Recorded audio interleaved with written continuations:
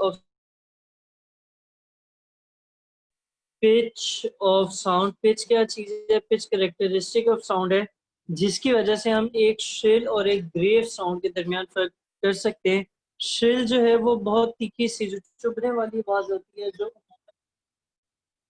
छोटे बच्चों की और खवातीन की होती है, जो कि हलक के अंदर से कहीं से निकलती है।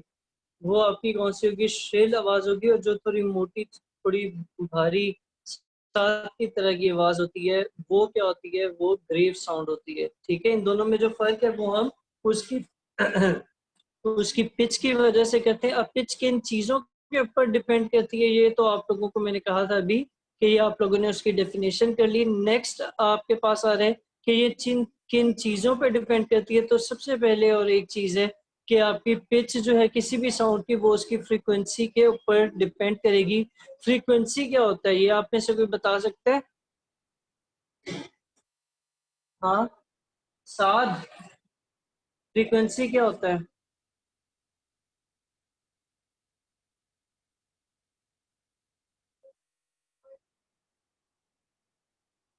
फ्रीक्वेंसी होता है कि एक सेकंड में कितनी वेव्स जो हैं वो पास कर रही हैं किसी एक पॉइंट पर से।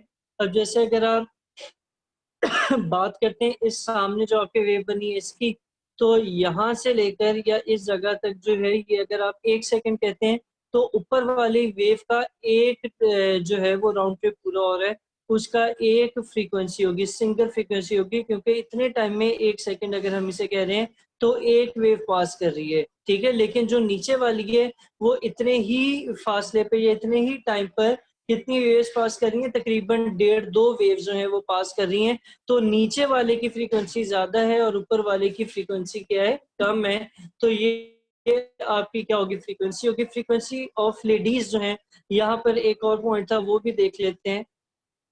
यहाँ पर एक और पॉइंट था वो भी देख लेते हैं। वो क्या था कि जितनी ज्यादा पिच होगी उतनी ज्यादा फ्रीक्वेंसी होगी, और जितनी कम पिच होगी उतनी कम फ्रीक्वेंसी होगी।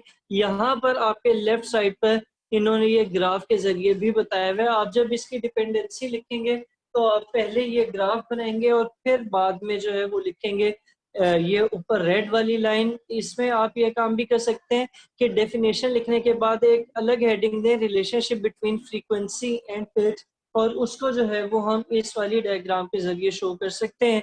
फिर वो आगे एक और पॉइंट बताते हैं, रियल लाइफ एग्जांपल देते हैं कि फ्रीक्वेंसी जो लेडीज की है, एक मिनट, फ्रीक्वेंसी जो लेडीज की वॉइस की है और बच्चों की है वो ज्यादा होती है मेन की निस्बत। इसलिए जो वॉइस ऑफ लेडीज और चिल्ड्रन है वो शिल होती है और उसकी पिच भी क्या होती है? हाई होती है।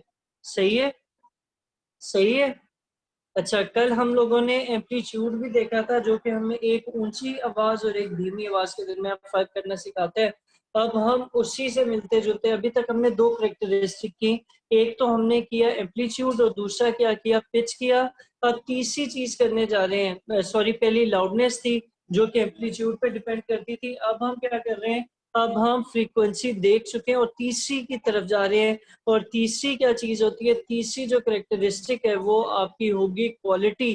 Characteristic of sound by which we can distinguish between two sound of same loudness and pitch is called quality. Loudness क्या थी कि कोई आवाज कितनी ऊंची है, वो एम्पलीट्यूड पे डिपेंड करती थी कि वो कोई आवाज कितनी धीमी या कितनी ऊंची है। और जो आपकी क्या थी? पिच, वो ये बताती थी कि आपकी आवाज की फ्रीक्वेंसी ज्यादा है या कम है।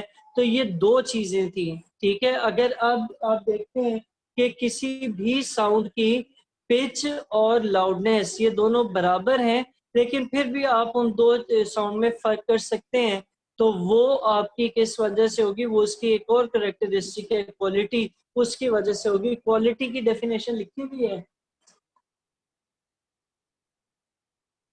हाँ, पुराना वाला खोल के बैठी हुई है। अच्छा, 18 का है। चलें, कोई बात नहीं। यानी आज एक हफ्ते बाद हम फिजिक्स कर रहे हैं। ठीक है, आपके भी चेक करना। चले, नहीं करता। आगे चलते हैं, ये बाद में लिख लीजिएगा, बुक में लिखा हुआ है, टाइम ना नहीं जाया करते, कोई मसला नहीं है। यहाँ पर आ जाए, और इसकी अब हम देख रहे थे इसको, क्वालिटी को। राइट साइड पर अगर आप गौर से देखें तो एक क्या बना हुआ है? एक डायग्राम बनी हुई है। और इसमें उन्होंने क्या शो किया हुआ है, ये है बेसिकली मुख्तलिफ क्वालिटी की साउंड्स हैं।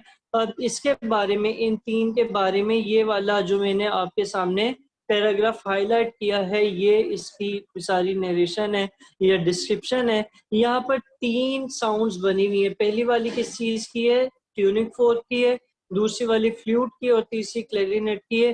क्लैरिनेट भी जो है वो एक म्यूजिकल इंस्ट्रूमेंट होता है, फ्लूट बांसुरी को कहते हैं, म्यूजिकल इंस्ट्रूमेंट है। और ट्यूनिंग फोर्क का जो है वो हम पहले देख चुके थे कि वो क्या चीज होती है। अब हम इसका थोड़ा सा देखना चाहेंगे कि इनकी पिच, फ्रीक्वेंसी और क्वालिटी में क्या फर्क है। अगर आप इसके ऊपर ये बॉर्डर लाइन ड्रॉ करें और कहते हैं कि ये वाला जो है वो क्या है, 1 सेकंड है, ठीक है, ये जो लाइन मैंने लगाई है ये तीनों का क्या है, 1 सेकंड है। तो पहली वाली जो वेव है, जो सबसे पहले बनी हुई है, जो पहले बनी हुई है, उसका अगर आप गौर से देखें तो उसमें से इतने 1 सेकंड में कितनी वेव्स पास कर रही हैं, 2 वेव्स पास कर रही हैं, ऐसे ही है ना। और जब आप दूसरे वाले को, फ्लूट को देखते हैं, तो उसकी भी इतने फासले में कितनी वेव्स पास कर रही हैं, 2 नहीं, सॉरी, 1 1.5 पास कर रही है। इसी तरह दूसरे वाले की भी 1.5 वेव ही पास कर रही है, और जो क्लैरिनेट है उसकी भी इसमें इतने फासले में कितनी वेव्स पास कर रही है, 1.5 वेव ही पास कर रही है। तो तीनों की फ्रीक्वेंसी क्या होगी, तीनों की फ्रीक्वेंसी एक जितनी हो जाएगी। सही है। अब अगर एम्पलीट्यूड की बात करें, एम्पलीट्यूड क्या होता है, या लाउडनेस क्या चीज होती है, एम्पलीट्यूड पे डिपेंड करती है। तो इसका एम्पलीट्यूड क्या होगा, हाँ, जो ये मैक्सिमम जो फासले तक जा रहा है उसको कहते हैं, यानी इस मेन लाइन से, जो मेन पोजीशन है, यहाँ से लेकर ये उसके टॉप तक का जो फासला है वो क्या कहलाता है, उसका एम्पलीट्यूड कहलाता है, एक्सट्रीम पोजीशन तक का फासला। इसी तरह ये पहली वाली ट्यूनिंग फोर्क का एम्पलीट्यूड, और फ्लूट का एम्पलीट्यूड, और तीसरा क्लैरिनेट का एम्पलीट्यूड, तीनों केसेस में वो भी क्या है, सेम है।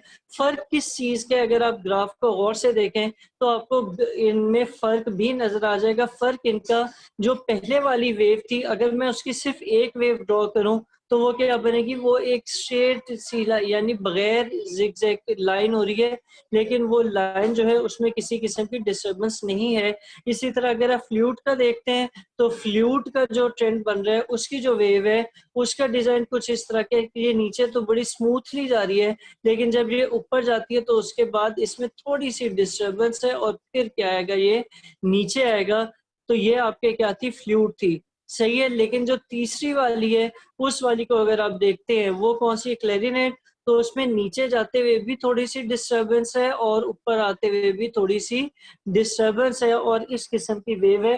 तो तीनों वेव्स की जो शेप है उसमें फर्क है, जिसकी वजह से एम्पलीट्यूड और पिच सेम होने के बावजूद भी तीनों चीजों की साउंड में क्या है, फर्क है। सही है। अच्छा, तो उन्होंने अब यही बात जो है ये वर्डिंग में भी लिखी हुई है। वो कहते हैं कि while standing outside a room we can distinguish between the notes of piano and a flute being played inside the room। कि अगर किसी कमरे के अंदर बांसुरी बजी और पियानो बज रहा है, और दोनों की आवाज एक जितनी ऊंची है और उनकी पिच भी एक जितनी है, अगर, तो फिर हम दोनों की के दरमियान फिर भी फर्क कर सकेंगे। और उनके दरमियान फर्क किस वजह से कर सकेंगे, कि दोनों की क्वालिटी डिफरेंट होगी। सही है। सही है।